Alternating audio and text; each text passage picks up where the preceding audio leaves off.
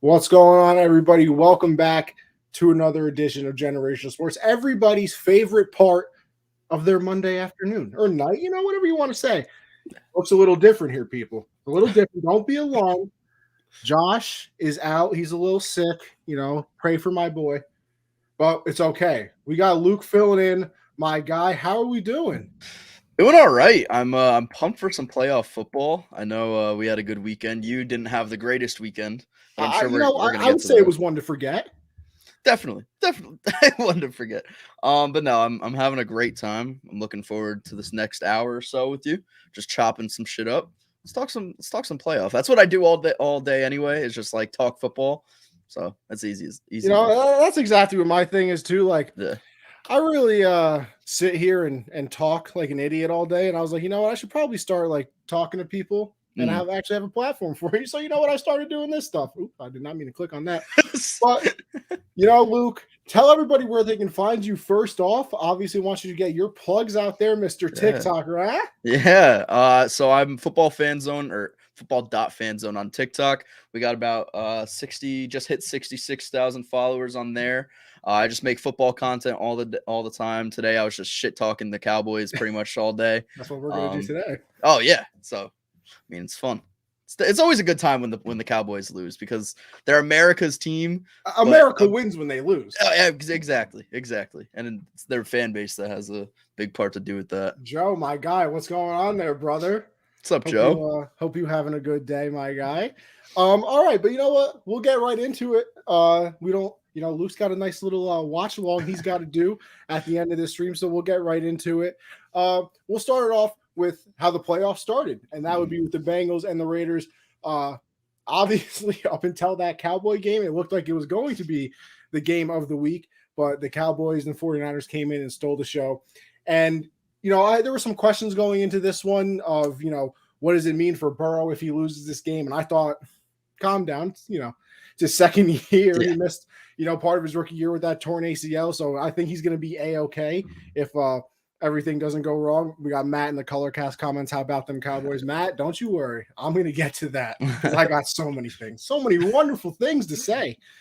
But yeah, so we started off with that game, and it came down to the wire. There was that point where the Bengals were up a little bit. It looked like they could start running away with it. And then the second half, they didn't do too much. The Raiders obviously started to come back, make their way into the game. And it comes down to the last play of the game. Obviously, hindsight is 2020 always. Everybody's looking like, oh, why didn't they throw it to Waller? Why is Carr throwing his double covers? Hindsight is absolutely 2020, but an absolutely wonderful game. Burrow gets the first win in Bengal, for the Bengals in the playoffs in, what was it, 31 years? Yeah. No text message has ever been sent about a playoff win until right now when people were allowed to send text about the Bengals winning that game. So good on them. Luke, what did you take away from this game? How do you think Burrow looked? Where do you think the Raiders go from here? Because I don't know if you heard before we came on now. Obviously, we know what happened with Gruden earlier in the year. I don't know what they're going to do with their head coaching situation, but there's going to be a new GM in charge of finding that coach because Mike Mayock, who drafted more drunk drivers than all pros, has been let go. It's so weird because Mike Mayock was a draft aficionado before Loved him on NFL Network. Right? He was so good. Him and Daniel Jeremiah, it's like, what the hell happened? He comes in and fucking drafts Cleveland Farrell and just a bunch of just terrible, not even just players, terrible people in general. As you saw throughout pretty much the entire season, they had a new scandal every single week. But I think it's for the Raiders. It's definitely a credit to Rich Bisaccia for getting this team this far, and Derek Carr as well, because with everything that they had to deal with the entire season, it's incredible that they even made the playoffs in the first place.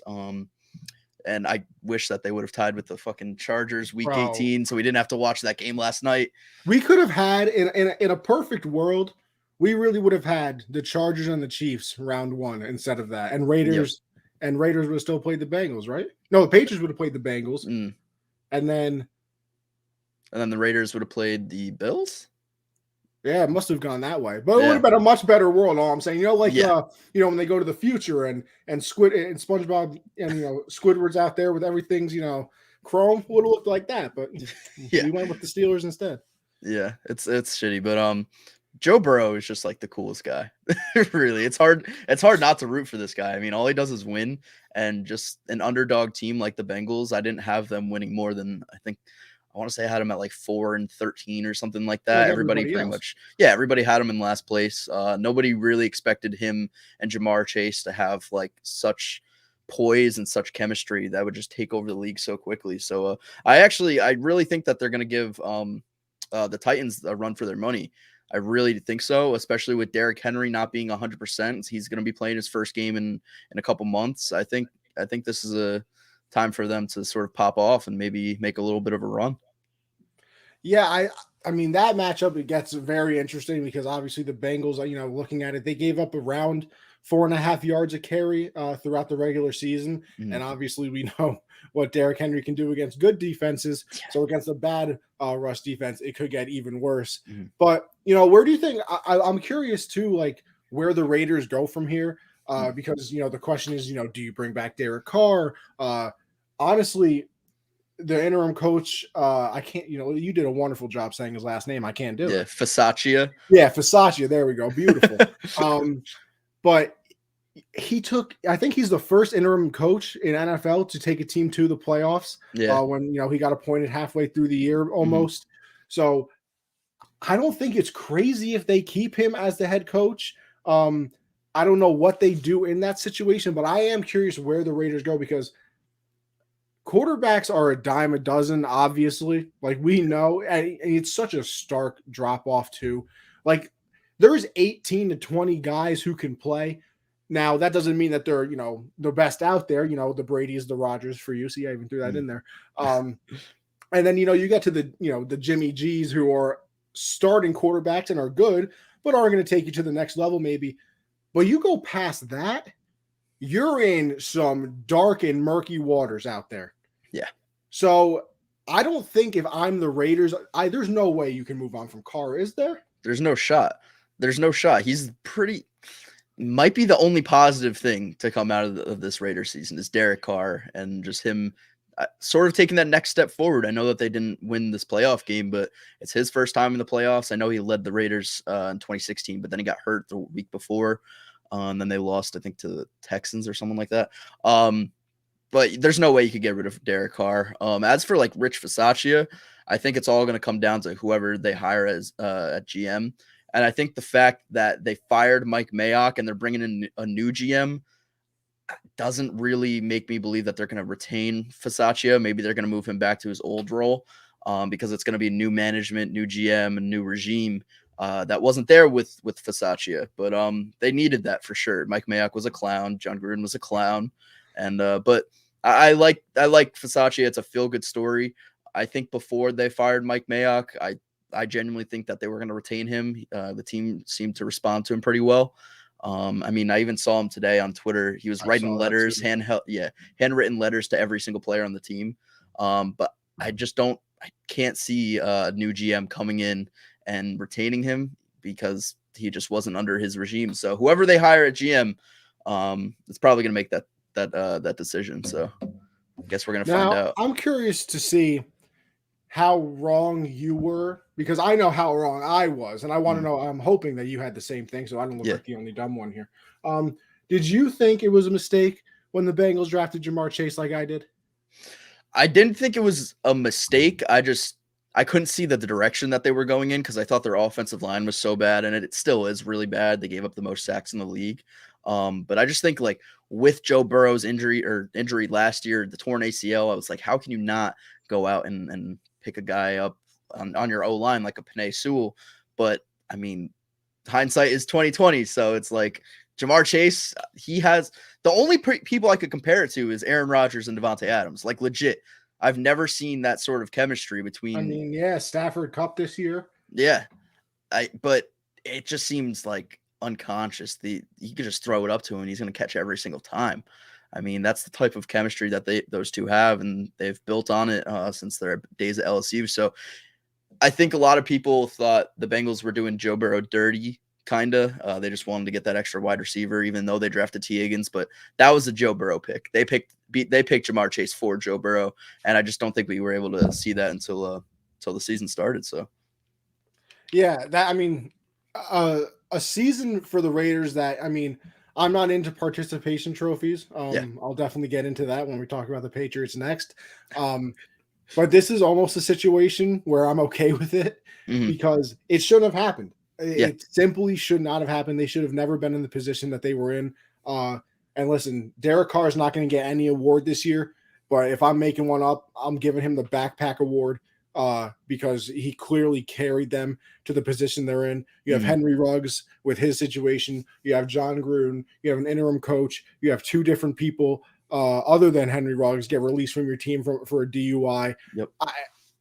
He's been through the Antonio Brown situation. I mean, it wasn't this year, but still, he's gone through a lot, man. And I really do wish a lot of success on Derek Carr because for what he's been through with the Raiders, it almost feels like the Matt Stafford situation where you feel so good for him that he's on the Rams right now because it's like he really had to suffer through the Lions. And for Carr, he's really suffering through the Raiders right now, but he's done an unbelievable job there. Yeah, he's great. I think I'm going to knock on wood because I don't want this to happen, but if Devontae Adams is to go anywhere in free agency, I want to see him reunite with Derek Carr because I think that would make the Raiders just they'd be contending in the AFC West, and that's a lot you could say about that with the quarterbacks that they have in that division with Justin Herbert and Patrick Mahomes. So I think that makes the Raiders an instant, like dare I say, like Super Bowl contender. I don't know.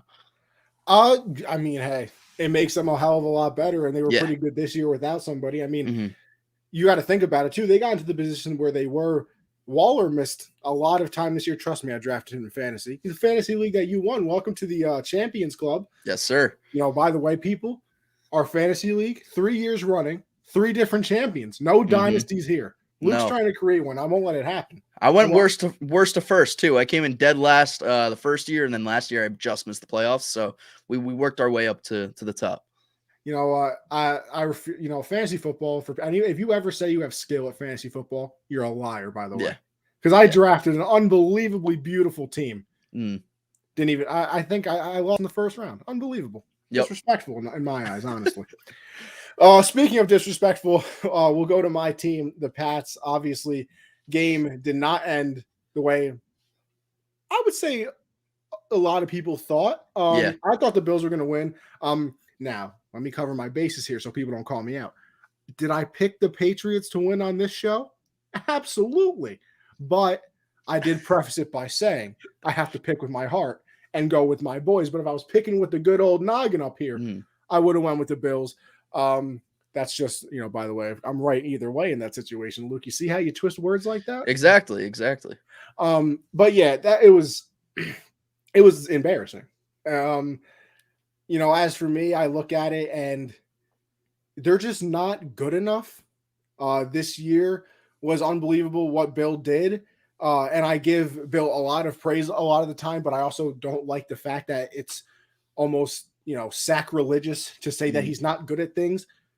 Luke, did you know that Josh Allen hasn't punted the last 20 possessions against the Patriots? It's crazy. Last 20 possessions, the man hasn't had to punt the ball one time. I mean, listen, people are going to say, oh, well, the defense, the players are kind of old and this, that. That doesn't happen to the Jets. That doesn't happen to the Jags. And I mean, that's, talking about bottom of the barrel teams. They just don't have the talent to do what they have to do right now. I'm still not the biggest Mac guy. I've said it from the beginning that it was a mistake to let my guy, the GOAT, go, but I have to move on from that, even though I never will. I don't know where I sit on Mac. It's still, rookie year. He did well. And then, towards the end of the year, it kind of all fell apart after the bye week. But the whole team kind of fell apart after the bye week as well. They lost to the Bills. They lost to the Colts. They beat up on the Jags because who doesn't? I guess unless you're the Colts. And then they go on and they lose the last game of the year to the Dolphins. So they're just not talented at the right positions. I think they have a great running back room with Harris and Ramondre Stevenson, and James White will come back and even without him, Brandon Bolden kind of stepped into that position and did what James White usually does. And then, you go over to the wide receivers, and to his credit, Bill tried to build up that room because as much as I love him as a coach and think that he's done a wonderful job, he can't draft. Like he cannot draft skill position players. It's not, you know, it's not a opinion of mine. It's a fact. I mean, who needs Justin Jefferson or DK Metcalf when you have N'Keal Harry? I mean, N'Keal Harry, just obviously good. clear-cut number one wide receiver, Devontae 100%. Adams. Yeah. But I mean, you got Kendrick Bourne in there. He played solid this year. He had a good season. Yeah, I was more impressed with him than I thought I would be. I didn't really know too much about him when he came over here, honestly. Nelson Aguilar didn't really do too much. Yeah. Hunter Henry had about 7 good weeks during that stretch. Other than that, he kind of disappeared. Jonnu Smith, who I was very excited to get. We got Bill over here talking about he's the best tight end after the catch. Blah blah blah. Nothing. Somebody get the milk carton out. Yeah, nothing. Because I couldn't find him the entire year. I mean, J.C. Jackson makes an all-pro team. He's pretty solid, but when Stephon Diggs is your father twice a year, that's definitely not the greatest thing ever. They're kind of slow at the linebacker position. Dante Hightower really isn't the same as he was. I still love my guy, though, for getting me that Atlanta Super Bowl.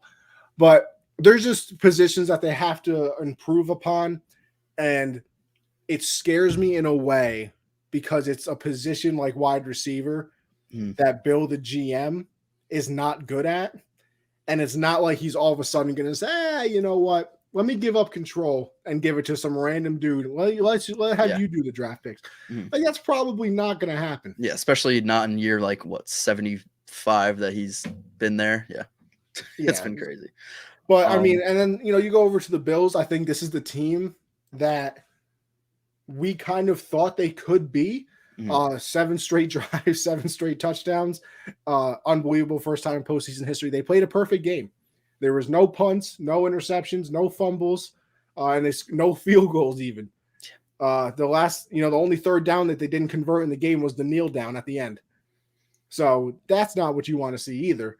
But I think this is the Bills team that, I thought that they could be. I've been high on Josh Allen kind of from the jump. I know obviously his rookie year wasn't great. Even his second year was not the best, but he improved. And then all of a sudden you end up getting Stephon Diggs in your third year. You become a brand new man, an MVP candidate. They have the number 1 defense in the NFL this year, according to everything. So I think this is a team that's going to give people problems. And, we'll obviously get into our predictions later. But in my head, it's hard to see a game that's probably going to be better than this Chief Bill game during the divisional round.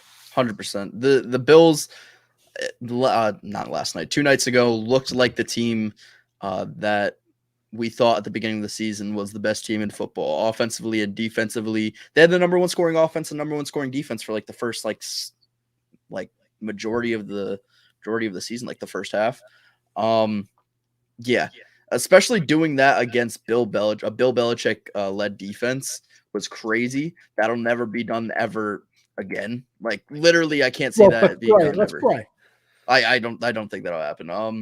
But yeah, going back to the Patriots, this team, I thought there were some bright spots on this team. I think Damian Harris was a bright spot. That's someone that they're going to build around. I think Hunter Henry, although he didn't have the greatest season, I think he's definitely solid there. And I think Mac Jones, the thing is, he was, I feel, the perfect quarterback to go from college, from a Nick Saban-led offense to a Bill Belichick-led offense. We know that Bill and Nick Saban are good friends, and I'm sure Nick put in a great word for him. And we should have seen the writing on the wall that they were going to end up drafting Mac. But the thing is, I really just can't envision Mac Jones improving and getting better and taking that next step. And I know you really just can't count your chickens before they hatch, but I don't see it. I don't see it. He ended the season pretty poorly, losing to the Dolphins and then that performance against Buffalo. I think you're going to have to put some serious weapons around him, and I think you're going to have to become a run-heavy offense. Not that they weren't this year, but I think they're going to have to start building more around the run and let Mac Jones just play some play action football, because he was 10% more accurate on play action passes than he was just regularly. And that's the type of offense that you're going to need to build. Now, will Bill Belichick change his philosophies and sort of make those changes that's needed to make this offense successful. Who knows? We'll see. But they're gonna have to find another weapon for him, because Kendrick Bourne can't be your number one wide receiver. I think he took a big step forward this year, but I don't think he could be your number one. And then defensively, Stephon Gilmore, trading him, I don't know how I felt about that. You don't gotta tell me. Your boy was upset. Mm-hmm. I mean, why? Listen, he wanted a new contract, sure, and Bill doesn't really do that. But you're gonna tell me your defense isn't better with Stephon Gilmore and J.C. Jackson? Yeah. Instead of J.C. Jackson, and then, you got people like Jalen Mills, who was out for this game because of COVID. Jonathan Jones got hurt earlier in the year, so he wasn't obviously in this game as well. I didn't like it. I didn't love it, especially for what they got back for him. What was it, like a second round, sixth round pick or something like that? Oh, shit. It was way lower than I thought. It wasn't. It definitely wasn't, the compensation that your boy would have liked for a Mr. Gilmore. But yeah, I agree with you. Unfortunately, I don't know how much Mac improves. I think it's in that territory of, and I've said this analogy a lot recently because I heard it and I love it. There's kind of quarterbacks that are, the head of the train that, pull everybody else behind them. You obviously look at your Rodgers, Brady, you look at Mahomes, you look at, all the elite level quarterbacks out there that we all know and love. Yeah. Russell Wilson, what he did with the Seahawks all those years. And then there's people that are getting pulled. Like, there are people in this league that are starting quarterbacks that we know are getting pulled from their team. You look at Baker Mayfield. I don't think he's ever going to be the reason you win. You look at Jimmy G. I don't think he's the reason you win. Definitely not. So there's people like that, and I think Mac falls into that category. And that's where it always gets tough for me, because it's, you don't want people – because like I said, quarterbacks are very hard to find. So if you can find somebody who can even get you into the position of being competitive, that's always good. But I wonder if this is a situation where, Jimmy G, like I said, definitely not, pulling everybody. Bill loved him. Yeah, and he's a winner. He wanted Jimmy to replace Tom. Like, Tom was the reason that Jimmy is not on that team anymore. Because he basically said, well, listen, I'm staying here. You better get Jimmy off my back. I think that they're going to move on from him to go for Trey Lance. Does Bill say, listen, Mac, appreciate you, buddy, but you're going to have to fight it out with Jimmy G, see who's better, and then maybe if Jimmy wins the competition, they trade Mac away? I don't know. But I've always looked at that, situation too as, can you build the team up to a certain point where you're a quarterback away now? Kind of like the Browns, honestly. They obviously have an unbelievable run game with Chubb. They have some nice weapons on the offensive side of the ball. Two tight ends with Hooper and Njoku, and, Jarvis Landry's still there. And then you have defense with, your Myles Garrett and their corners. They're pretty solid. So, you're probably a game-changing quarterback away. I want to know if the Patriots can get to that point where it's, okay, we know we're this far away from being an absolute Super Bowl team, and then they go out and try and find a quarterback. Now, I don't know who that quarterback will be, because this may take, another 5 years, 2 years, and who knows what the league looks like at that point and who's available. But I wonder if it's one of those situations as well. But we'll keep our eyes on it looking forward. Intriguing. Listen, for a team that was 7-9 last year, who had Cam Newton, who should never play another snap in the NFL, by the way. Definitely not. Josh is hating that. Josh is hating that one. I was going to say, Josh, I think thankfully you're not on the show tonight, because I can say whatever I want about Cam. And, you're not going to come out here and defend him. Mr. He was an MVP. Don't care. Didn't ask. He made it to a Super Bowl. Yeah, it didn't even fall on the ball. Didn't even fall on it. It always comes back to that. It always does.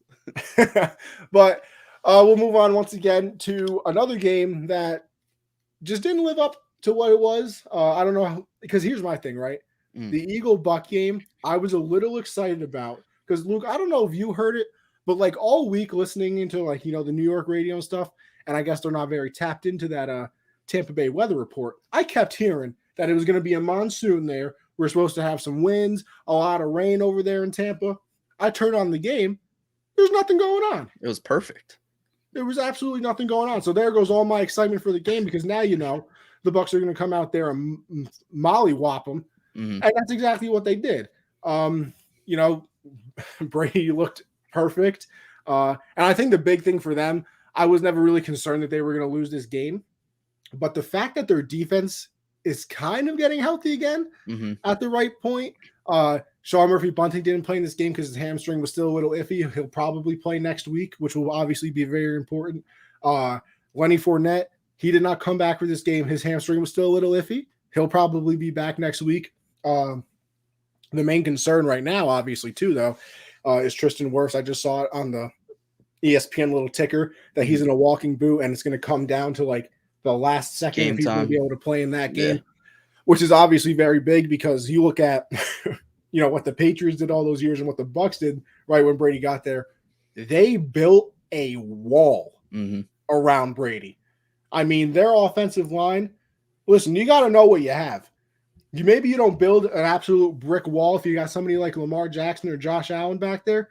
But Brady, let me tell you something. I'll give you a little hint here, people. Come closer to the headphone. He's not going to really escape pressure. Breaking news, but he's not escaping pressure very well. So they built that brick wall around him, and obviously if Wirfs is hurt, it has a little chink in the armor. And even his backup got hurt in that game as well. And even when he wasn't, he was getting absolutely bull rushed. And Ryan Jensen too. Yeah, Ryan Jensen got hurt and then came back into the game. And I was concerned for him, because I don't know if you were watching it. When he got hurt, he was on the field crying. And I was punching like, the ground. Oh no. I was like, something's torn now. And then a drive later, he was back into the game. So good for him. Obviously, it looks like he's okay. But yeah, I mean, just a dominant performance for the Bucs. And then, you go over to the Eagles side of things. This is another situation where I'm not into participation trophies, but I might have to hand out 2 during the playoffs. Nick Sirianni came in here, with his weird-ass press conference to start off the year, sounding like a freak. Then halfway through the year talking about we're planting things down and the roots are going to grow, and again sounding like a weirdo. Yeah. And then they all of a sudden go on a run and become one of the, I think they ended the season like 7-2. That last loss of the season barely even counted. They sat everybody. Jalen Hurts improved. They have 3 first-round picks this year. There's a lot to look forward to. There's some people who aren't high on Hurts. I still give him some time. Listen, here's the thing. You have 3 first-round picks. I'm not picking a quarterback with any of them. Yeah. I think that's all you have to know about Hurts. Maybe right now he's not the most perfect person in the world, but in my eyes, this was his rookie season. I know everybody's going to say, oh, well, he was in the league. He played, 3 games last year. I don't really care. Listen, in baseball, you need like 250 plate appearances to not be considered a rookie anymore. He got like 100 snaps last year. Calm down. He goes from like a 50% completion percentage to a 61 this year. He had about 700 yards on the ground. So obviously he was a big part of their running game as well, which is what they, kind of turned into throughout the season. So in a year where they weren't really supposed to do anything, because this was once again kind of like a Bengals situation where I thought they would win 4-5 games, they end up winning 9 and go to the playoffs. Good on them. Yeah. I mean, the Eagles definitely have a bright future with those. I think they have back-to-back picks, and then they have like another pick, like 3 picks after that. I think they have 15, 16, and like 19 or something crazy. I think that's right. Yeah. Nick Sirianni couldn't have called a worse like fucking game against the Bucs. Like literally a worse. It's so crazy because every NFL fan, everybody on Twitter was complaining so much earlier in the season about Miles Sanders not getting any carries, the Eagles not running the ball, and then all of a sudden the Eagles are the number 1 rushing team in the league. It's so weird. But then it's almost like they featured Miles Sanders too much in this game. Everything was either an RPO where Jalen Hurts is running it, it was a rush with Miles Sanders, or it was a fucking wide receiver screen every single play. Like every single play. It's so crazy. I just wish they would open up the offense a little bit. But that's the thing with Jalen Hurts is you have to build a game plan around him, because he doesn't have the sort of skill set to go out there and start slinging it and start throwing for 300 plus yards every game. And honestly, they don't have the receivers for that either. I know Devontae Smith is awesome, but they looked at his way maybe 3 times a couple days ago. It was crazy. He didn't have his fucking first catch till I think Like the midway third through the quarter, I third thought, quarter. yeah. Yeah, it was something crazy like that. I don't think they take a quarterback in this draft. I will say, I genuinely think that Gardner Minshew could have ran that offense better had he been the starter. And I'm telling you, like, I know Jalen Hurts can run, and I know the offense is designed around RPOs and him running and play action and stuff like that. But in that position where you're down a lot, I think you go with Gardner Minshew. At least he could play some vertical game. At least he could throw the ball down the field. And honestly, at the time that Gardner got in the season, he looked good. Like, he looked good for a backup. Not allowed. We're not allowed to say that. Is Gardner Minshew might be the best backup in the league, and he might be better than some starting quarterbacks in the league. He should get another shot, at least. I mean, hey, for a backup, see, here's my problem, right? And I've had people say that because we got some Eagle fans in our network. Here's my problem with backups, right? Yeah. Everybody falls in love with the backup. How many times has Nick Foles come into a game and we're like, you know what? I don't know why this guy isn't starting in the NFL. Look at him. He's unbelievable. What a goddamn Super Bowl. And then he goes to the Bears and we're like, that's why you suck. That's why you've been a backup here. Except against Brady. Except against the GOAT. I mean, he has his number. I don't even remember that Super Bowl. Never even heard of it, actually. No, I'm not talking about the Super Bowl. I'm talking about the fourth down play. I'm talking about the big four. I don't even remember that one either. Yeah. You know, I forgot it, kind of like Brady forgot it was fourth down. You know what I mean? Yeah. But I don't know. Like, I feel like we all fall in love with the backup all the time, and then it's like 2 games later, and we're like, oh wait, that's why you're a backup. Kind of perfect example. You're gonna sit here and tell me, including myself, because God did I love it, that Mike White wasn't the greatest thing since the discovery of fire. And then Mike White comes out, plays like trash, hurts his hand, and I've never heard Mike White spoken about again. Literally. It's crazy. So I don't know. And, you know, here's the other thing, too. I feel like people always forget about matchups, right? And the NFL is a very matchup-based sport. And this was the worst one the Eagles could have gotten. 100%. They would have rather played any other team in the NFL, probably. You're the number 1 rush offense against the number 1 rush defense, who, by the way, has felt like the Bucs. See if you disagree with me here. I feel like the Bucs have been the number 1 rush defense for like 65 years in a row. They have, and it's weird because I think they've been number 1 in the last 3 years. I actually think they were number 3 this year, but they've been like top of the barrel for the past couple of years. But the year before they got really good, the year before Bruce Arians came in and Jameis threw 30 picks, they had like the dead last worst rushing defense, and it completely flipped the switch. I don't know what Todd Bowles is drinking, but like I need some of that. I need some of that on my D-line. Listen, he should have been drinking that when he was the coach of the Jets. Hey, I saw that's 10-6 here. Speaking of your world, I saw a beautiful TikTok, bro. Yeah. I can't remember who it is, but it was a former Jet player, and he was talking about the time like Ike Imupali or whatever his name was punched Geno Smith and broke his jaw back when Todd Bowles was the coach, man. And he told the story, and it was fantastic. And he was out for like a month, right? And then like the next day, Todd Bowles like comes in, he's like, "Yeah, we know about the sucker punch." And like all the players were like, "Sucker punch?" He sat right in front of him, and they knew it was coming. It was unbelievable. I got to try and find it again. I would send it to you. It's fantastic. There's nothing better than when former NFL players get on social media and just tell you all their stories. Bro, this man Isaiah Crowell got on TikTok, talks about everything. He's like, "Yeah, bro, we should have made the playoffs because then you get an extra like $60,000 if you win the Super Bowl. That's another $350K." Yeah, I was like, "God damn, Brady must be rich." I mean, the only guy I don't want to see on social media is probably AB. AB isn't ever a guy you want to see go popping off on live.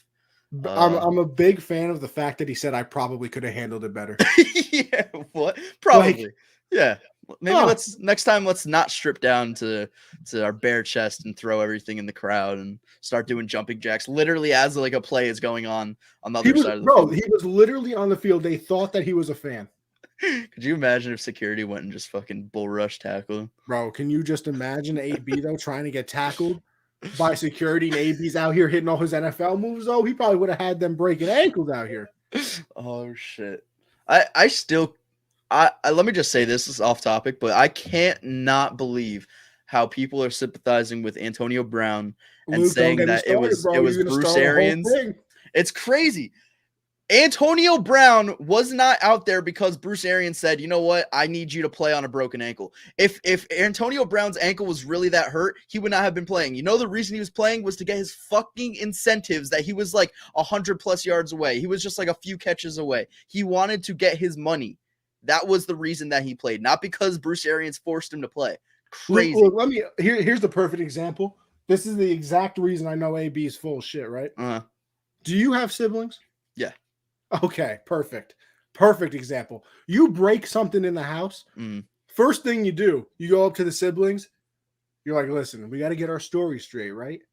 You know, the dog came over, bumped it a little bit too hard. The vase fell on the ground. Bam. But in reality, you were out there playing living room football and you threw a pass a little bit too hard to the little brother, smacked him right in the head, hit the vase. Yeah. This man, so all of a sudden, it was, he's making me play hurt, man, blah, blah, blah. And then, I don't know if you caught it. Was Sean McCoy was out there on I Am More Than an Athlete or whatever it was, you know, Brandon Marshall and everybody. And he's telling the story of how, you know, AB the week before, 10 catches, 100 yards. And now all of a sudden this week, they're going to Gronk a lot more. He's not going to get his incentives probably. Exactly. All right, so which one is it? You literally just told on yourself. Which one was it? Exactly. And, Antonio Brown just has the greatest track record. How could you not trust a straight up honest American citizen like that? No, you know what? I would let him watch my children as a babysitter. I would, trust him with my finances. That ankle was so bad, he went out and shot a music video. The very next day. It almost seemed like the whole blow up thing of him on the field was just an ad for his music career. Like the whole thing. Everybody's talking about AB now. Oh yeah, let me promote everything of mine on my Instagram. Crazy. And now this man out here with Josina Anderson already reporting he could get another job if he really felt like it. He probably will. I don't understand. Give it a year or two. People will forget he's going to be. Because here's the thing: it happens every time. I'll give you the AB game plan right now. Ready? So something goes wrong. He doesn't like. He blows up, leaves the team. He blames everybody, burns the bridges. Apology tour, re-signed with the team. Yep. It's a textbook example. Yep. He's going to end up with the Browns in a few years. I'm telling you. It will be the Browns, too. It fucking will be the Browns. No, you can't tell me he wouldn't look perfect in a nice Dallas Cowboy star. Oh, he would. They have a track record. I mean, they love people who are bad. He would. This man, Greg Hardy, was the perfect fit on that team. Never seen anything like it. Which I've never also seen anything like the ending of that game, as we'll go into that one as well. Listen, this is my time to shine. Because every time, all you little Cowboy fans out there, right? I said, I'm the Cowboy hater. I'm the Dak hater. Blah, blah, blah. How's it feel? I got a question for you. How we doing today? Huh? You're sitting at home with the rest of us. You can't make fun of nobody. I'm a Patriot fan. You can't even make fun of me. I might have lost terribly, but guess what? You're same couch as me. You took the same flight home, even though the game was in AT&T. It doesn't matter. That's even worse. The game was in AT&T. Listen, here's my thing. And first of all, by the way, Jerry, your stadium's like $5 billion, and you still built it where the sun gets in your players' eyes. Crazy. It makes no. You know why? He thought that because of the stadium was going to be such a big attraction, there were going to be other buildings built surrounding the stadium so that those skyscrapers would block out the sun. Yeah, never happened. Well, actually, I saw it on Twitter and it made sense to me.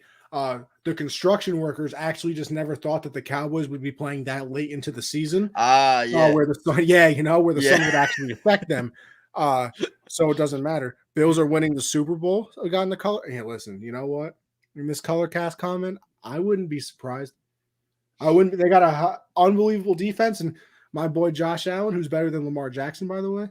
Luke, I don't know if you know that that's my take. No, that's a fact. Okay, well, I get a lot of hate for that, by the way. A lot of hate. But anyway, I'll stick to the Cowboys because I love seeing them miserable, by the way. So here's my thing, and I've said Dak is mid all year and his entire career. Whack Prescott is his name. Wackota Rain Wack Scott. Man is not good. I don't listen. 6-0 against the NFC least. So they pound their chest. This year's different. Guess what? You were 6-5 against everybody else. Yep. Just like every other year, because it's the same story over and over again. Every year, you're going to be better than the NFC East probably because they're terrible. You have the Giants in the division. You have a team with no name and Dan Snyder in the division. And then the Eagles, every fourth, full moon, decide to put together a team. So no crap, you're going to be better than them. But here's the thing, right? How do you not blame this on Dak? And how do you not? Well, first of all, and also Mike McCarthy, because I don't care what you say. Discipline is on the head coach, and it always has been. The fact that you have, 13 penalties in this game, which was tied for like the most, I believe, in NFL or at least Cowboy history. How do you let that happen? Especially at the end of the game, Randy Gregory with that holding call on defense. Yeah, let me just pile drive him right into the ground. He wasn't even in the play. You weren't even getting blocked by him. He was running past him and he tackled him to the ground. So, idiot. Anyway, we'll go to the game. They got absolutely out-muscled. First of all, that first drive of the game was the easiest touchdown I think I've seen in the NFL all year. And then it's the typical Dak game. It's they're down 24-7 or something of that nature in the fourth quarter. He had, I believe, 125 passing yards up into that point, 1 touchdown, an interception. And in the fourth quarter, all of a sudden they come alive and he throws for 111 yards in the fourth quarter. He brings them all the way back. And about $75 million for what? Exactly. $75 million guaranteed for absolutely nothing. This is the Tony Romo era all over again. You're going to be fine in the regular season because you play in the NFC East, and then you're going to do absolutely nothing in the playoffs. What is he, 1-3 now? And 2 of those losses were at home, by the way, which, is supposed to be your great home field advantage. Well, let me tell you another thing. I saw a whole lot of 49er red in there, by the way. Yeah, I was about to say. So that home field advantage, I don't know how big it is anymore, by the way. But, $75 million for what? Zeke is absolutely useless now, by the way. And I mean, just absolutely useless. But you're also not going to be able to trade him because who wants that contract? You couldn't pay me to take it, I'll tell you that. And then, everybody's focusing on that last play of the game. And for once in my life, I'll agree with Jerry Jones because he came out after the game and said it shouldn't have come down to that play anyway. And first of all, they're not even wrong. What do you want, the back judge umpire to run as fast as Dak Prescott? Let me tell you something. He's like 55 probably. He's not in his physical. He looks faster than Zeke, to be honest. He looks more athletic than Zeke. It might be an absolute point right there. He might be as fast as Zeke. You're not wrong. You want him to all of a sudden, turn into Usain Bolt and spot the ball. And then the other thing too, any smart person, the umpire has to touch the ball before it's in play. So why would you put it down and create your own spot? Because first of all, it wasn't even the right spot anyway. If you look at the ref, he grabs the ball and pushes it back because they weren't even in the right spot. So it shouldn't have come down to that play. And then Dak after the game, they're throwing trash at you guys. That that's BS. Like nobody wants to win more than us. And then the announcer corrects them and says, "Oh no, they were throwing trash at the refs." And he says, "Oh, good on them then."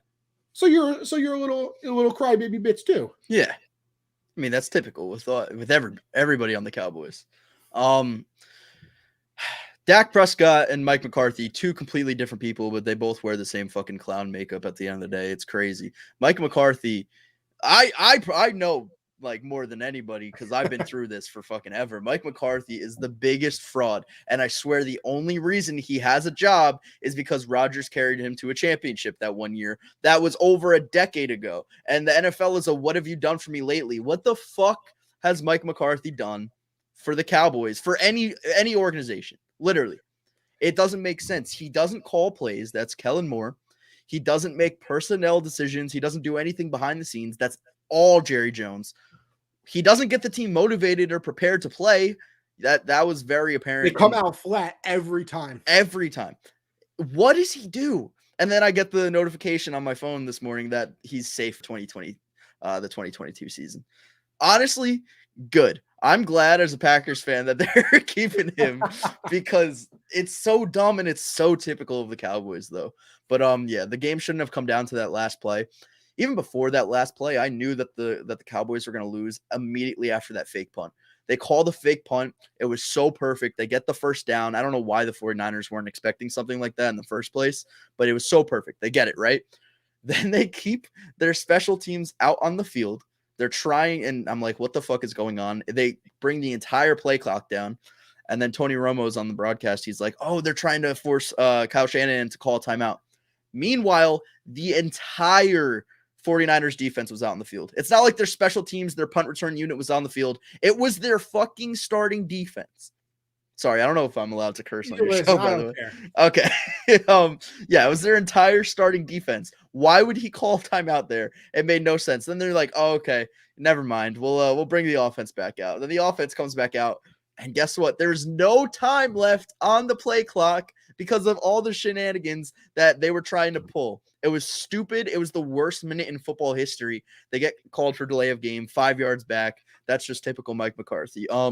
This team, it was surprising. I thought they would win this game. Let me just say firsthand, I thought they were going to win because I just looked at the quarterbacks and I didn't think Jimmy G would have been that guy. And guess what? Jimmy G wasn't that guy. He tried so hard, bro. He tried so hard to sell. Mm-hmm.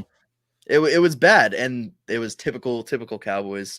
It was it's almost like a poetic ending to their season because it happens every year. Like the Cowboys, they get off to a hot start. You're thinking that, they're going to make a run, and then it all just crashes and burns at the end. I think they need to get off of Zeke, whether that's releasing him or trading him for bare minimum. Like, he doesn't offer anything to your team. Tony Pollard is a much better option, and I think they're going to have to get another guy behind Tony Pollard, but it starts with Zeke. It starts with getting your run game back because that's been the Cowboys' bread and butter for the past decade. That's only good when they rush for over 100 yards. Exactly. And they're not able to, and they lose because of it. So I think you got to get off of Zeke. I think defensively, they're in a good spot. Trayvon Diggs is a little bit overrated, but I agree. But I do think that a lot of people are saying he shouldn't have gotten that all-pro nod. I still think he should have because his picks were game-changing, and that's other than Micah Parsons, he's, I think, the biggest reason that they were able to win so many games was because of his game-changing interceptions. But he just can't cover. But I think they have a bright future. It's not like I'm going to say that they're not contenders. I'm sure they're going to come back next year with another 12-win season and then lose in the divisional or some shit like that. But, I mean, that's the team that they have. So, I mean, honestly, the smartest I think I've ever sounded, by the way, is that I said – when they played the Cardinals and then this game, whenever the Cowboys have to prove something, it never goes properly. Yep. It never works the way it's supposed to. They were supposed to prove themselves against the Cardinals, take an L. I picked the 49ers in this game to win. At least I believe I did. I hope I did.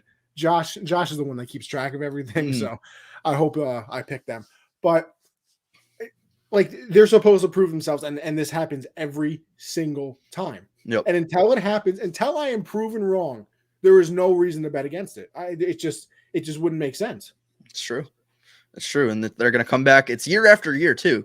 It's the same thing every single time. And Jerry Jones will never learn, and he'll just throw another $75 million at Dak Prescott, throw $30 million at Zeke Elliott. And it doesn't make sense. He needs, Never mind. I was going to say something about Jerry Jones. I don't think they're going to be anything special until Jerry Jones just isn't with the team anymore. Like, genuinely. And whether that's because when it's a little old Yeller situation, we're talking about behind the barn. Yeah. They can't win with him.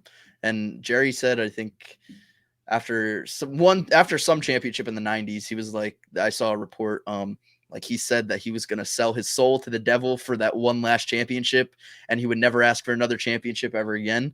Yeah, that's turning out to be true. I don't see Jerry Jones ever getting another ring for this team for honestly ever. I'm not going to sit here and disagree. Like I said, Dak $75 million to lose in the first round every year, and then I got people trying to tell me that he's still special. I just listen, the intangibles, for sure, he's a fantastic. All the tweets today though have been fantastic because apparently, he told all the people to donate $500 to the practice squad players and blah. First of all, by the way, nice gesture. but you also made like $40 million this year on the field and probably like another 20 off of it. So, you probably could have, nice little rack here or there, could have given them a little bit more money, but still a nice gesture. So let me not. Dak is a good quarterback when he's not a Super Bowl quarterback. Stone Sports, I see. Mm-hmm. That's all I'm trying to say. I've never said that Dak is, listen, the beginning of the year, I said he was a top 15 quarterback, and I think that's where he always will be. Yep. There's certain things that he can and cannot do, and leading a team, like we talked about earlier, where you have those leaders of people, that's not what he is. Exactly. He will never do what they did with Romo forever. A Stone Sports. It's like you went back in time and stuck it right out of my brain because I said that earlier. It's the same thing. It's the same thing, and it has been for the last 30 years with the Cowboys. Honestly, last 30 years, and they will just never learn, and we just have to accept it that they will never just get over the hump, and they won't do anything about it ever. See, the thing is, though, the beautiful part about it is, too, though, Luke, we can accept it. Oh, it's for the sure. Cowboy fans that never accept it. So every year we get to see them get their hopes up and then crushed once again. And honestly, it might be one of the best things in sports every year. I mean, there's certain things you can count on. Like a Tom Brady team's going to be good. The Packers are going to lose in the NFC Championship game. And the Cowboys will be one and done. That's it's sad when the Cowboys don't miss, or when they do miss the playoffs, because you always have that nice saving grace. Like if your team isn't in it in the end, like you always have that saving grace of, the Cowboys are going to lose in the playoffs. At least I know that. At least I can poke fun at the fans. But like when they don't make the playoffs, like they haven't for the past couple of years, it's like a weird feeling at the end of the year. It's so beautiful when they do. Luke, I don't know how much more time you have left. We could go till 8. All right, perfect. So we'll move off of this. Listen, there's not much to talk about this Chiefs-Steeler game anyway. Listen, the Chiefs did this felt like a regular season game. Mm-hmm. Like the Chiefs did what they were supposed to do. There was no point in this game where you thought the Steelers were going to win. Like even after TJ Watt gets that strip sack and it's a touchdown, woo, big deal. Doesn't matter. The Chiefs come back. What did they put up? Like 40 plus points. Yep. The Steelers put up 21, but that's all garbage time, kind of like what Dak does every single game. But yeah, I mean, I guess the biggest thing you take away from this is Big Ben's probably done now. Yeah, Big Ben, what a career. Yeah, an unbelievable career for him. The 2 Super Bowls. He has like the 3rd most passing yards in postseason history now. A great career for him, and I don't think it's that much of a hot take to say he was the best quarterback out of that draft class.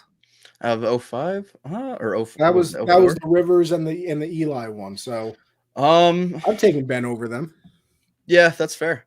Definitely. I mean, Phillip Rivers, you can make a case, but he just hasn't had the postseason success that Ben has. So yeah. But yeah, I mean, like I said, I don't know if you have anything big on this game, but I mean, it definitely was not. Definitely not. I will say I had Chiefs minus 27, and the fucking Steelers, they killed my spread, and they just had to score at the end, right? Made me sick. Now that betting is legalized in New York, the bank account's taking a little bit of a hit because I think that I'm very good at things, even though betting is a very difficult thing. Here's my thing, right? I have no idea how professional bettors exist because my heart is sitting there, palpitations like I just ran a marathon when I have like $5 on a spread on a parlay that can win me like 40, and they're out here betting $30,000 on the Super Bowl futures who they need, like the Packers and some random team to make the Super Bowl for them to win 600,000. I'm like, bro, how do you live every day? Right. I made a bet. I want to say I put 50, I think last year mid-season on a futures bet that Washington football team would win the NFC East, and that was the only like big bet that I've ever won in my life. And I'm not 21 yet, but when I turn 21, I will definitely try to exceed that number, 500. Let me tell you, I think the biggest one I've had, I made a baseball parlay last year, and then I also live bet one of the games that I parlayed because they were losing in like the 9th inning. And they came back and won. I won the parlay for like $350. And then I believe the live bet got me like another like $50. It was a beautiful time in my life. What teams was it? Oh man, I don't know. It was like I know I remember the live bet was on the Dodgers because Mookie Betts hit a home run in the 9th inning to tie it, and then they went to extra innings and they won. But I don't remember the rest of the teams. Gotcha. Although, as you can see at the bottom of the screen too, Underdog, your boy, a couple weeks ago picked a nice $200 winner. Hey, on some nice over-unders. So hey, listen, if you guys haven't gotten in on the fun Underdog Fantasy, use code Gen Z to double your first deposit up to $100. Beautiful time over there on Underdog. But Luke, we'll finish this out with our predictions for the rest of these games. So we're moving into the divisional round. Obviously, wild card weekend is actually, no, I lied. We got one more game. Give me your thought on tonight. I've said from the beginning of the season, I think that the Cardinals will make the playoffs, but they're going to be too young and just for the spotlight. And I think that's what's going to happen tonight. I know that they beat the Rams on the road, I think like week 4 or 5. I just don't see it happening tonight. I think the Rams are too talented to lose this. And the Rams are in win now mode. Like they have to win now or else.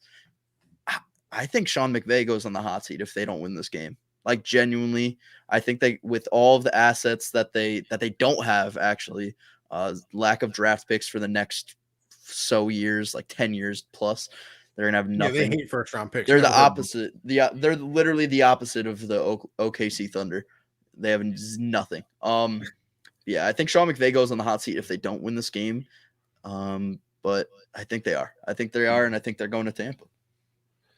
I'm gonna go. You know what? I want to be different, so I'll go with the Cards. Do I believe it in my heart? A little bit. I can see it happening. I can see it happening as well. They're an unbelievable road team, which is weird that they don't like playing at home. You would think it'd be the opposite. But also, Matt Stafford, man, just recently, it's been a lot of interceptions to the point where you're worried that he's going to throw one too many early in the game. And even though he's technically been the best fourth quarter quarterback this entire season, but at one point it's going to get a little bit too much. And it's usually around the playoffs because you're not playing just some random team anymore. You know, this isn't the Ravens who have absolutely nobody left on the team. This is the Cardinals who are in the playoffs for a reason. So I think one too many early mistakes, if he makes them, changes the game for the Cards. I'll go with the Cardinals in this one, but that'll set up our divisional round games. Technically, we'll start on the AFC. We have the Titans and the Bengals. Hey, the spread's only about a 3.5 here, and you get 3 points for home field advantage. So they're saying this is a toss-up, and I can absolutely agree with them. Yeah, I'm gonna go with the Bengals here. I feel like the Titans are one of the most forgettable number 1 seeds in recent history, and I feel like nobody's giving them credit, including myself. I can't see it. I don't think. Ryan Tannehill's been a little bit disappointing this season. I mean, hell, he was my MVP pick before the season started. I'm not going to lie. I thought Julio coming in, I thought it was going to be a whole new offense. Yeah, that's okay. Wrong. I think last year I picked Carson Wentz, so, you know. Hey, that's not too bad. Yeah, I'm going to go with the Bengals here. I just don't really believe that the Titans are going to be – I feel like they're going to try to insert Derrick Henry a lot. I think they're going to be running him a lot. I think they're going to be excited to have him back. But Derrick Henry, 1, is just not 100%, and 2, is a little rusty, right? He hasn't played since almost mid-season-ish. Still top 10 in rushing yards, by the way. Which is crazy.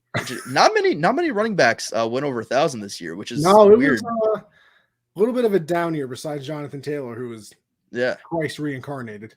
Yeah, so I'm going to go with the Bengals in this one. I think Jamar Chase is going to go off. And the Titans' defense has been improved. But I think if this is a shootout, the Bengals win it like 10 times out of 10. Because I don't really believe that Ryan Tannehill could win you that sort of game. So if the Bengals go up early and, forces the Titans to go away from their offense, go away from their tradition of running the ball, I could see the Bengals definitely taking this one. Yeah, I'm going to go with the Bengals as well. I think you laid it out pretty well. Playoffs, you usually have to score points. I think 24 is usually the magic number, it always feels like, to score points in these games. And unless Derrick Henry comes back in beast mode the way that he usually is, Tannehill's probably going to have to pass. And like you said, it's his second year, but I trust Joe Burrow a lot more in a passing game than I trust Ryan Tannehill. I mean, the dude threw 4 interceptions against the Texans, so a little bit of a tough life out here. So I'll go with the Bengals too. Game of the week for me, by far, easily, is the Bills and the Chiefs. Listen, I rode with Josh Allen while he was down bad. I'm sticking with it. I'm picking the Bills. They're going into Arrowhead. They're going to win for the second time in Arrowhead this year. And it'll make me feel better about myself, too, because that means the Pats lost to an even better team. Yeah, that's all. You could always take solace in the fact that you lose to like the Super Bowl champion or whatever. That's why my loss to Brady last year wasn't too bad. No, that still hurts. That's a lie. It still hurts. I'm gonna go with the Chiefs. I picked the Chiefs. Before the playoffs started, I had the Bills winning, and then the Bills going to Arrowhead. I just think, honestly, I don't know what I think because we saw the Bills go up, what was that, week 3 or something, and just demolish the Chiefs. But the Chiefs defense has gotten progressively better as the season went on. And I think ever since they moved Chris Jones back to the inside D tackle where he's traditionally at, not on the edge, that's when their defense started rolling. And then you see Melvin Ingram start getting some big plays, and they had that goal line fumble recovery for a touchdown just to beat the Broncos. Like, it was crazy. But I think the Chiefs defense is going to have to play a really good game. And I think they are. It's a toss up. Like you said, it's 2.5. They're 2.5 point favorites, Yeah. which you can't get more of a just pick 'em game. Cause like you said, you get the 3 for being at home. I'm going to go with the Chiefs here. I just have a feeling, and just like a trust that the Chiefs will win this game, but I would not be shocked at all if the Bills won this. It's time for your team there, guy. We got the Packers and the 49ers. Yeah. Tell me the reason the Packers are just going to blow out the 49ers. Come on, give it to me, Luke. The reason the Packers are going to blow out the 49ers is because I'm going to be at this game. Oh, look at you. Yeah, it's my first game at Lambeau. I was actually sick to my stomach that the 49ers won that game because I knew this is another one of those matchup situations that don't really favor the Packers. Not even that. I was sick because I knew if the Packers were playing the winner of the Rams-Cardinals, they were going to get the Sunday game, and it wasn't going to be that cold on Sunday. But now that they get the 49ers instead, they have to play on Saturday night. It's going to be maybe 1 degree there. It's going to be it's going to be a good experience. A little bit more, you'll feel better. Yeah, I'll have to. I think it's not a great matchup for the Packers. But that being said, a lot of people are looking at it like from that angle, but nobody really is the Packers aren't a great matchup for anybody either. You know what I'm saying? Packers were 8-0 at home this year. They already beat the 49ers earlier in the season, week 3. They went on a game-winning field goal. I just don't really think that Jimmy Garoppolo is going to be able to come and play. I mean, he sprained his throwing shoulder on top of his already like ligament tear that he has in his thumb, and in like 3-degree weather, with the full packed Lambeau. I think the Packers take this. I know a lot of people are scared, or not scared. They're thinking that Kyle Shanahan's run offense is just going to tear the Packers apart because the Packers all of a sudden have just a really weak run defense, which is overblown. It's blown out of proportion. The Packers run defense isn't that bad. But the biggest thing for the Packers, they're the healthiest they've ever been this late in the season. Ever been. They might be the healthiest a team has ever been. Like, they're getting Jair Alexander back. Zadarius Smith is coming back. David Bakhtiari and Josh Myers are already back on the O-line. They're getting Randall Cobb. Everybody, the whole troops, even Whitney Merciless. So I think the Packers win this. How's the Joe Rogan toe? Oh, Joe Rogan toe. He's not going to be able to feel it in that weather. So we're looking good. Just wanted to make sure his toe's A-okay. Oh, yeah, 100%. I'm going to go with your Packers as well. Now, would I love, and I mean love, for the 49ers to win? Of course I would. But I think they're going to be a little bit too much. You know, the 49ers secondary, not the best out there. And you obviously have Devontae Adams going up against them. Yeah, I'm going to take that matchup over a lot of things in the world. Obviously, Aaron Rodgers had another unbelievable year. Should finish second in the MVP voting, by the way. But yeah, like you said, it's kind of the Bucs situation last year. You look at the Bucs last year, everybody was like 100% coming into the playoffs, and now this year for the Packers, it's the same situation. You got it, and it's not little people coming back. It's not your backup tight end and things. It's an all-pro cornerback. It's an all-pro left tackle. It's an unbelievable linebacker, a Pro Bowler. I mean, you're getting big people back at important key positions. Nick Bosa might not play in this game. Fred Warner got a little dinged up in that game. He might be, a little. He's not going to be 100%. You already said Jimmy's not. I'll go with the Packers. I think they keep it competitive for a little bit, and then the Packers, kind of pull away at the end. But I'm excited for this game too, man. It should be a good one. Here's a stat for you real quick. Okay. 49ers, the 32nd ranked team against number 1 receivers this year. Dead last in yardage allowed. That means Devontae's going off for at least 100. At least 100. Yo, be bold. Come on, Luke, say 150. All right, 200. Okay. We're playing Jeopardy out. 200. We're playing what's that? Wheel of Fortune? No, not Wheel of Fortune. What's that stupid game? What are you talking about? Well, where they have to guess the price of something. Oh, Price is Right? Yeah, there we go. What? You forgot that? I'm not a very smart person out here, okay? they give these shows to anybody, trust me. And then we rounded out, the Bucks are going to face the winner of this game. Mm-hmm. So you have it being the Rams, I have it being the Cardinals. Let's just meet in the middle. I'll give you the benefit of the doubt. Say the Rams win. Who would you take? How about this? How about we do it with both situations? Yeah. I'm glad we're doing it because I think if it's the Cardinals, I think the Bucks destroy the Cardinals, and I think if it's the Rams, I think the Rams go in and beat the Bucks. That might just be the Packer fan in me. Maybe, but you think that this offensive line of the Bucks is starting to get beat up, and then you think Aaron Donald is going into the playoffs with healthy ribs this time, and he's 100%. Now they have a Von Miller on the other side. I think that's going to be the key for any team to go up against Tom Brady, is to get pressure on him and make him feel uncomfortable and to get sacks on the quarterback. And I think the Rams, other than I don't know if there's another pass rush better than the Rams right now. Probably the Steelers, maybe, but you're talking about Von Miller. You're talking about Aaron Donald. You're talking about Leonard Floyd, all going at him.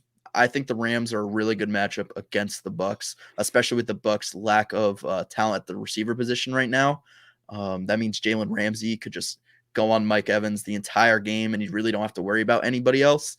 I like the Rams to beat the Bucks, but if it's the Cardinals, I think, like I said, they're going to be too young for the spotlight, and I think the Bucks take that.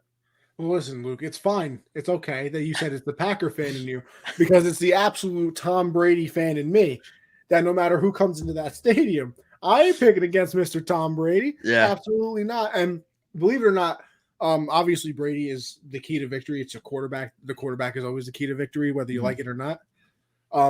I think it's really important that they're starting to get healthy on defense. Mm-hmm. We obviously saw it in that Eagle game. Shaq Barrett came back.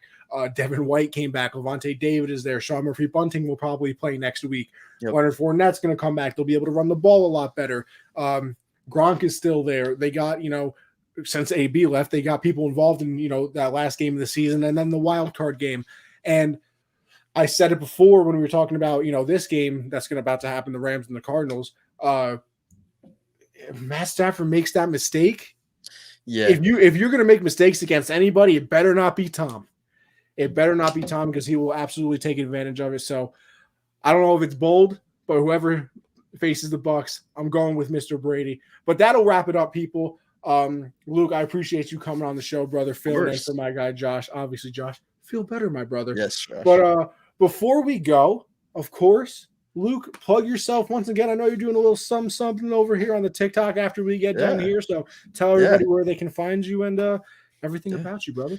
Yeah, you can find me on TikTok at Football Fan Zone. You can follow me on Twitter at Luke_Rosenthal. I got to build the Twitter following up a little bit, so make sure you guys do that spiritually. Yeah. And we're going to do a little watch along Cardinals Rams right after this, probably in about 10 minutes or so.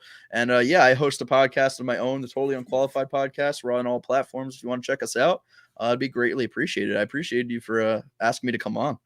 Of course, brother. You're welcome anytime. I knew, I had to make sure that you were home and available. Yeah. To have you on more often. As for me, you guys know what it is by now. You can find me Anthony Conover _ on Twitter for all my thoughts on the world. And by the world, I mean sports, because that's the only thing I pay attention to. Make sure you follow this pod down below, Gen Z Sports, over there on Twitter. You can follow the Instagram at the same name, post some clips over there as well. Twitch, Anthony _Conover. I put all of the podcasts up there as well. We do this every Monday, 7 Eastern, me and Josh usually. Obviously, we had Luke fill in. Tuesdays, I do the hard count with me and CJ, where we talk about everything that's involved in football. And then Thursday, I do backstop banter with me and Michael, where we talk about everything in the baseball world. So make sure you check out everything. I got a link in my bio for Instagram and Twitter. Make sure you check those out. But Luke, thank you once again for pulling up. Guys, make sure you go find him on TikTok. Go watch his little watch along with him. I'll make sure I get in there, just because I want Luke to give us a shout out. Realistically, I don't actually like this kid. But with that being said, everybody, we will catch you on the next episode. Thank you for tuning in once again.